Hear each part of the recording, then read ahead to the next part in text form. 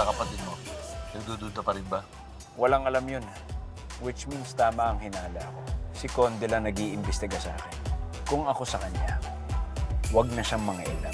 Mr. Ignacio, huwag kang kikilos. Tingnan mo ng mabuti lahat ng to. Ano bang gusto niyo? Si Mayor Glenn Guerrero. Alam namin na siya ang pinaka-leader ng mga criminal organization dito sa Calabari. Ngayon, kung makikipag-cooperate ka sa amin, sisiguraduhin namin na hindi ka makukulong. Papi, ano yan? Isabela ba? Galing kay Mayor. Pumunta ka sa safe house at siguraduhin mo na makikipag-cooperate si Mr. Ignacio. Ulitin ko, hindi ka makukulong basta't pumayag kang maging state witness laban kay Mayor. Salamat. Chief, nakapasok na siya sa loob. Mukhang kinakabahan to si Mr. Ignacio. Delikado yung gagawin niya at pwede siyang mamatay. Balak mo na rin ba kumanta sa mga pulis, ha? You guys work for me! I built this empire out of nothing! Bingo. Tagumpay ang operation, Ed. Mabibigyan na rin ng hustisya lahat ng mga nabiktima ni Mayor. Malapit nang matapos ang kasamaan ni Mayor dito sa Calabari.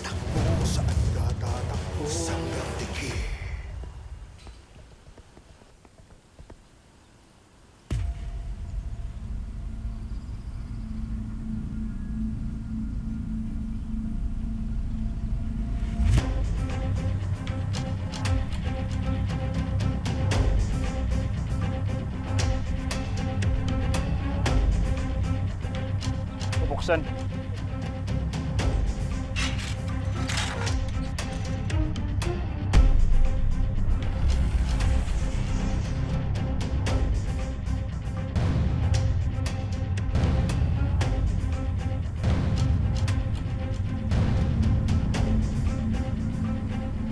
Teka, bakit parang nakatingin si Mayor sa atin?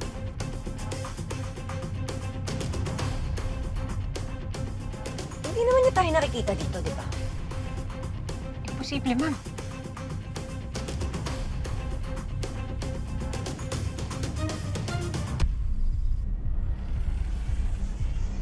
Kung nakakatunog si Mayor. Posible. Ano siya, psychic?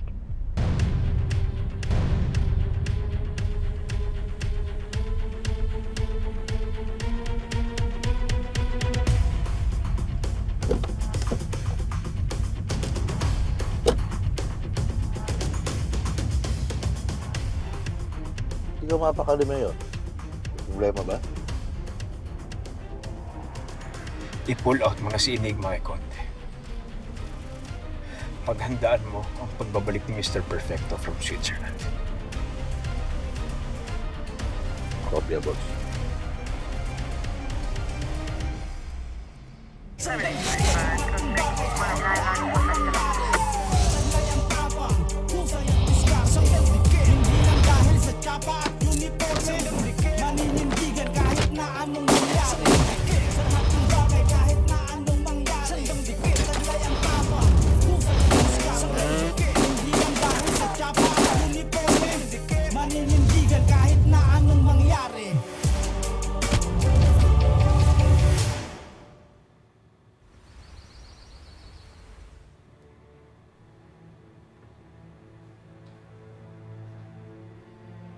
Ma'am.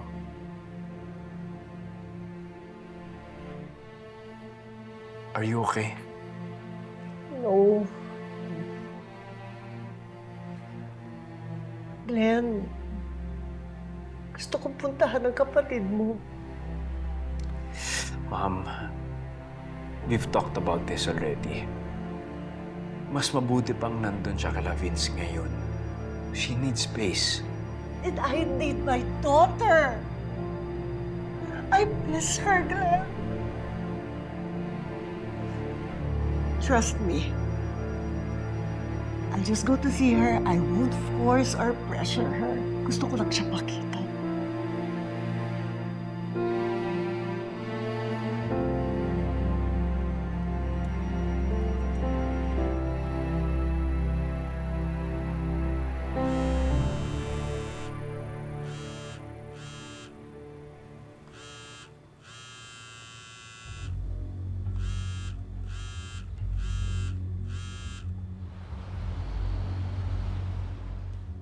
As of this moment, naghihintay lang tayo para sa pagbaba ng warrant ni Mayor Glenn.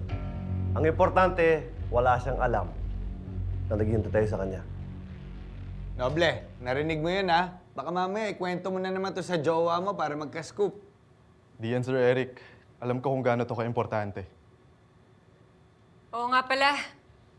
Kung sakaling mapadaan kayo sa desk ko, mag-usap lang kayo ng normal, ha? Huwag kayo magkwentuhan tungkol sa kaso ni Mayor. Maririnig kayo doon. Yes, ma'am. Rodriguez, di ba delikado ang iwan lang natin sa mesa mo yun? Baka dyan pa tayo sumabit. Mas maigi nang ligtas tayo. Pero Bok, pag nagbago yung pinakikinggan nila, baka mas lalo silang magsuspecha. Kaya dapat umarte lang kayo ng normal pag nandun kayo sa may mesa ni Enriquez.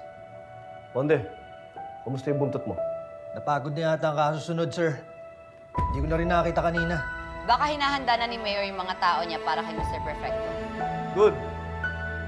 Hayaan natin maging busy siya. Kapag nakuha natin yung warrant, gusto ko, full force tayo sa pag-aresto kay Mayor. Hindi natin alam kung paano mag-react si Mayor. Alam naman natin, marami siyang tauhan. Nandiyan si Roman. Yung tao na hinar niya para itumba yung mga Santa Babies. Gusto ko, handa tayo, kahit anong mangyari. Maliwanag ba? Sir, yes, sir! Enriquez, huwag ka muna sumama sa operation. Sir? Bakit po? Dahil masyado kang invested sa kasong to at involve ang pamilya mo. Pero sir, That's an order.